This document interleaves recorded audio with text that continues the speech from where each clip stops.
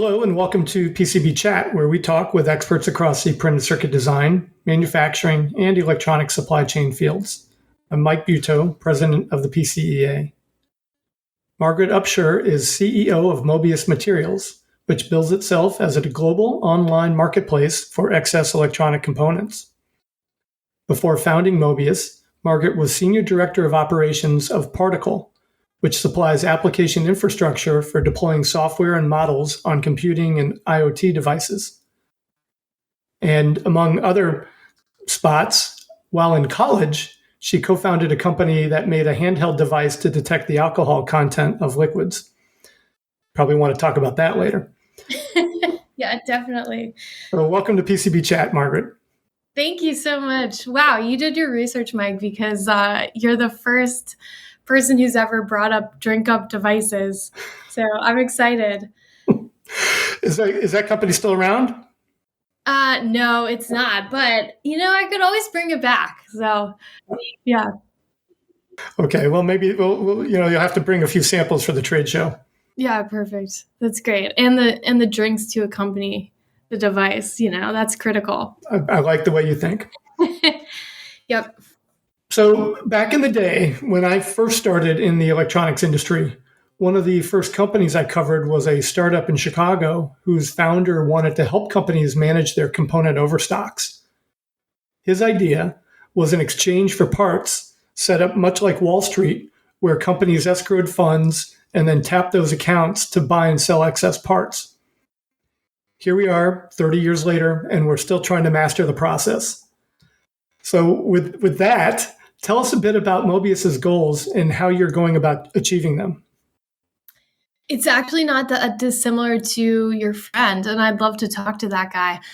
But essentially what I discovered running a supply chain previously is that the market for chips is super illiquid. It's extremely frustrating, both if you over forecast, you're stuck with a ton of chips that you can't offload. You take huge losses and you deal with the gray market. And if you under forecast, you are stuck scrambling in this position where you've got to find short lead time chips, maybe shortage stuff too. And you've got to, again, delve into that gray market. And so our mission is similar to your friend, essentially a place where you can liquidly trade parts really easily, really safely, and at prices that reflect the market, not prices that reflect the static distributor prices out there. Right. So let's delve into the pricing model a little bit. Yeah. So in other words, the way that Wall Street works, of course, is that the price of a security, will change, by the moment. Depending on how much somebody's willing to pay for it or to sell it for, right? Mm-hmm. So is that the same here, where anybody could go onto your platform and say they needed a crystal oscillator, okay, and that price would be updated in real time based on how much the last one was bought or sold for, or perhaps how much somebody would go in and say, hey, look, I'm willing to buy this part at this price, and that sets the market. Yeah, that's exactly right, Mike. We basically have created what we consider a market clearing price, and that price is dependent on a supply side assessment and a demand side assessment. So essentially on the supply side, what you're looking at is how much volume is there on the market at these authorized distributors, and then how much volume is there on the spot market as well. And then on the demand side, we're looking for things like trends around individual categories and offers for that exact part that we already have in our system. So we match those two up, and that creates a price at which you can transact. And then we take a transaction fee on the transactions. How do your customers, so whether they're buyers or sellers, interact with each other through your platform?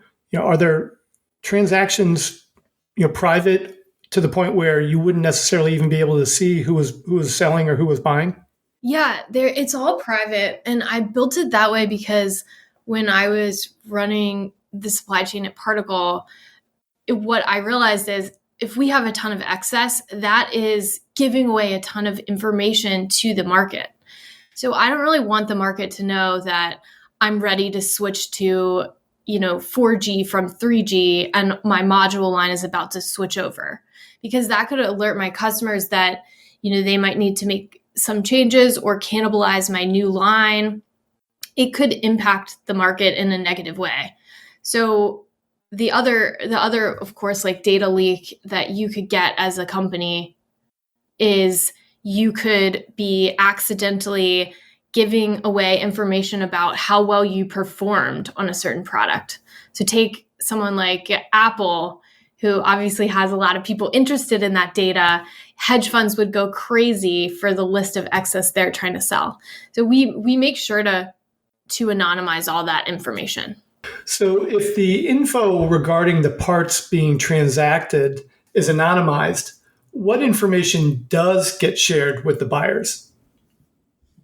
From the perspective of the buyers, really what they want to know is that these parts are guaranteed from a quality perspective. So that's the main information we share with them. We share them a whole test report that will show them what happened with this lot when we did really intensive testing on it. So that's what we would primarily share. The information of the seller is the part we would anonymize.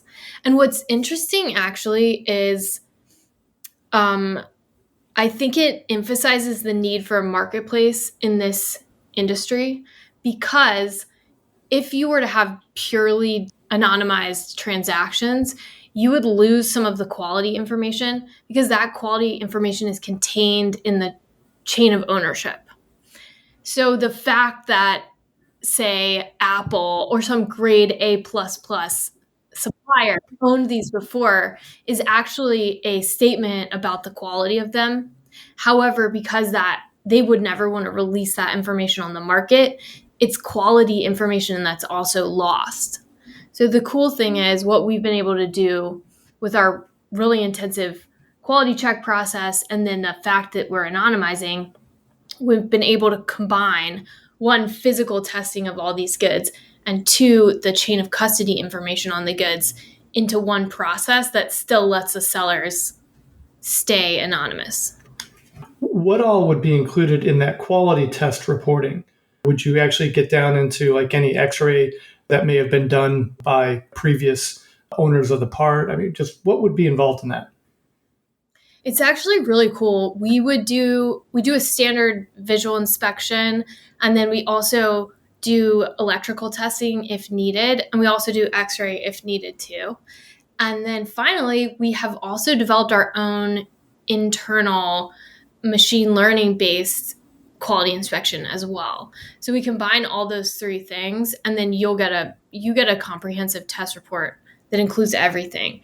I think what's interesting is different types of parts require different types of testing.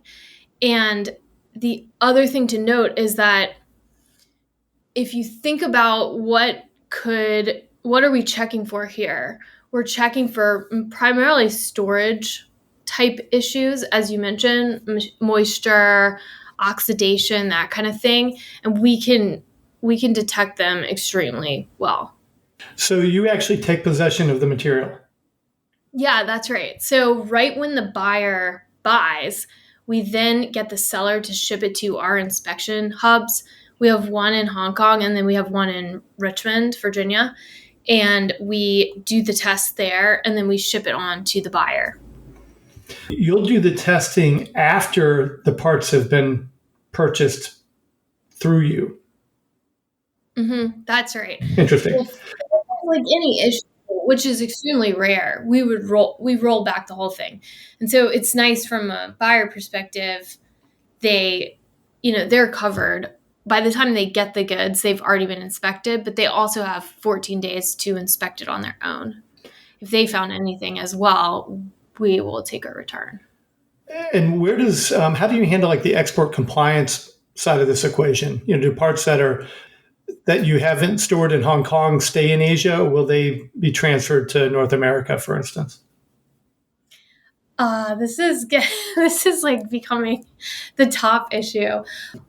There's two types of export compliance. there's the tariffs, which is a hot button issue, but then there's also the semiconductor level BIS oriented controls.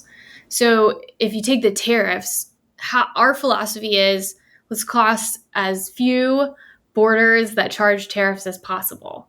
And so what that generally means is that if you have the parts stored anywhere except for the US, we'll ship them to Hong Kong duty free and do all our testing there.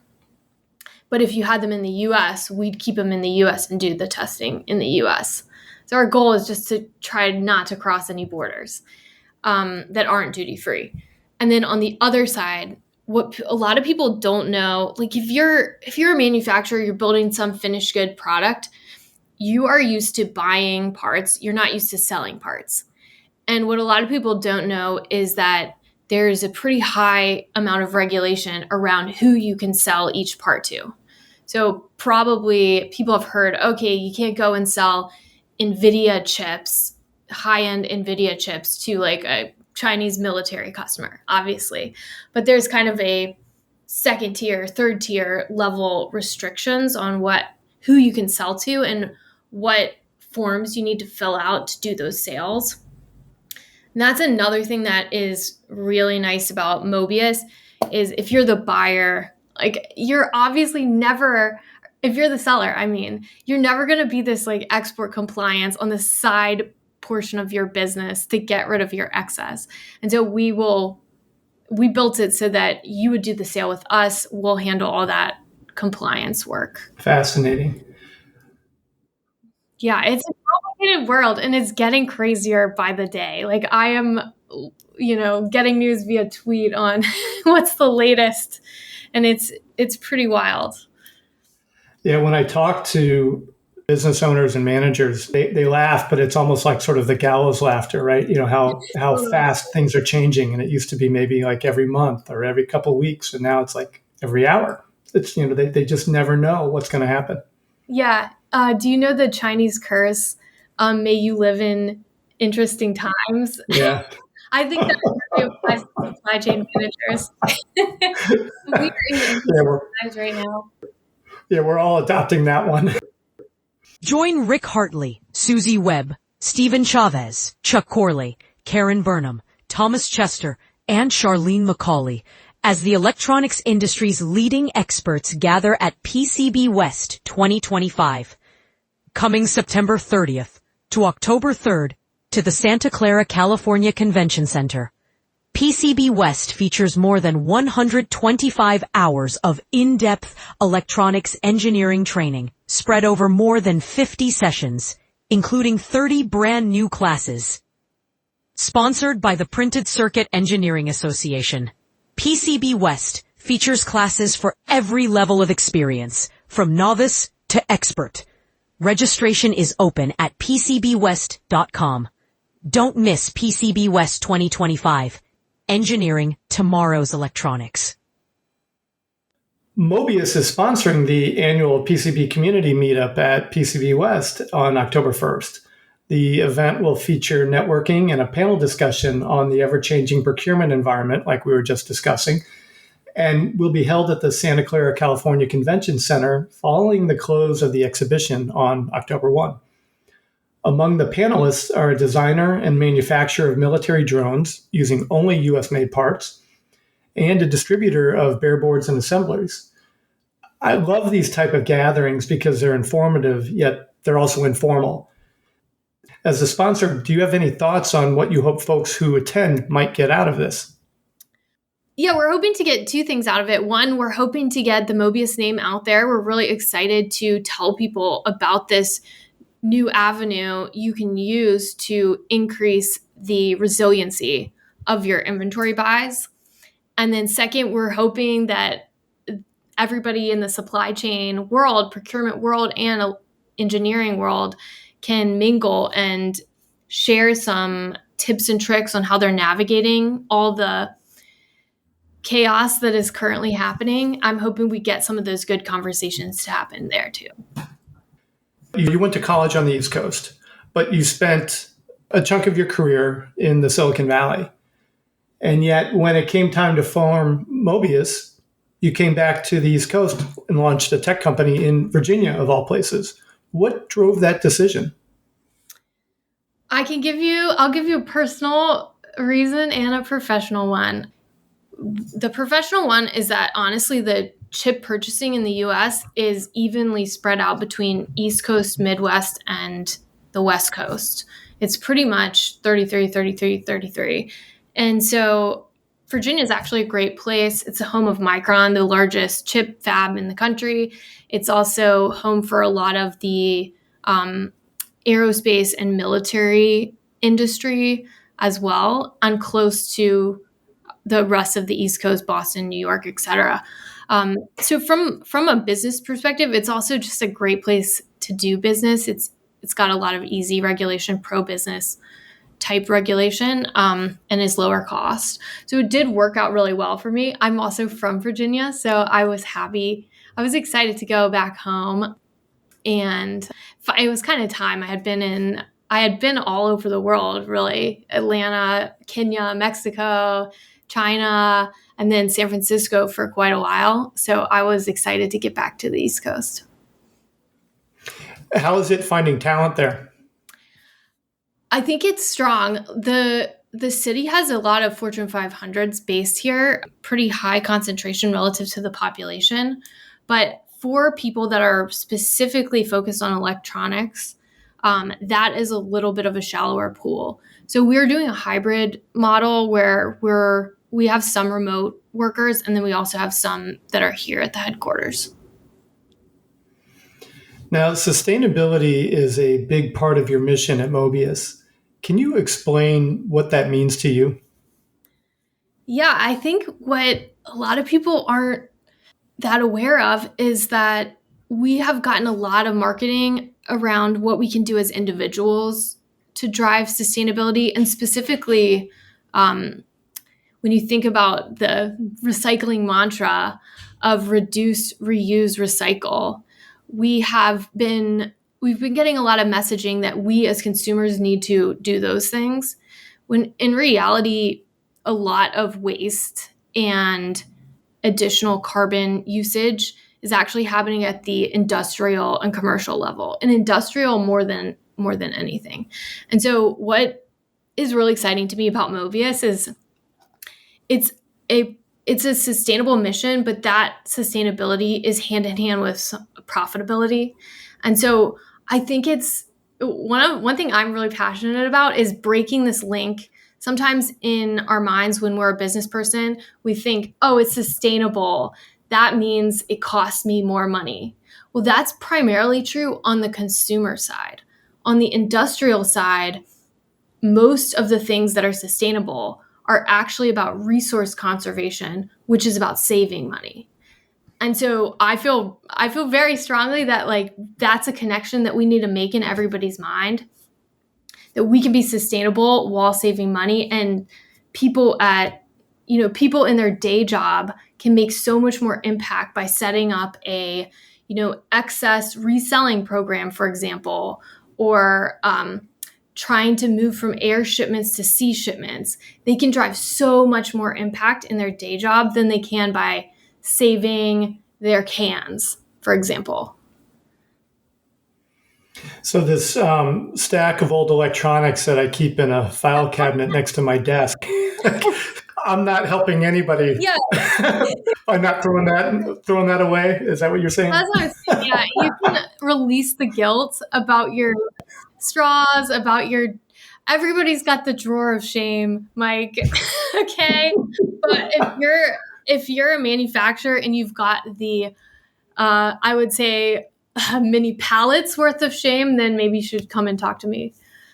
We joke, but you're right about one thing in particular, which is that, in my opinion, there's always two sides to a problem, and one of those sides is the financial part. Yeah. And generally, if you can't solve for that financial part of that problem, then the rest of it will never get fully resolved. It seems to me that you're approaching this with that in mind. Yeah, I think that's right. It's water flows downhill, and in business, that's basically towards profitability. And so if we can align that with sustainability, these projects, will happen. And I think with the excess, part of what's happened, and I forgot to mention the scope of this problem, but we're talking about $15 billion of chips across the whole industry getting thrown away annually. So that is the size of many very robust full industries, that just the amount that's getting thrown away. So my personal hypothesis on what's happening is that a lot of the waste is a artifact of the way that we measure the waste. On a financial statement, the E&O line doesn't really appear. It kind of trickles through very slowly. If people don't look at their inventory closely, they might not realize they've already taken this big loss on their inventory and how much it's actually costing them to have all this excess. So I think if people, one, know that there's something they could really easily do, like it's a button press to get money back for these parts, and two, they know that they know on aggregate how much it's costing them, which is quite a lot, then it's kind of an easy call to build an excess program at your company or do some of these other cost-saving sustainability initiatives like sea shipment or packaging changes, that kind of thing.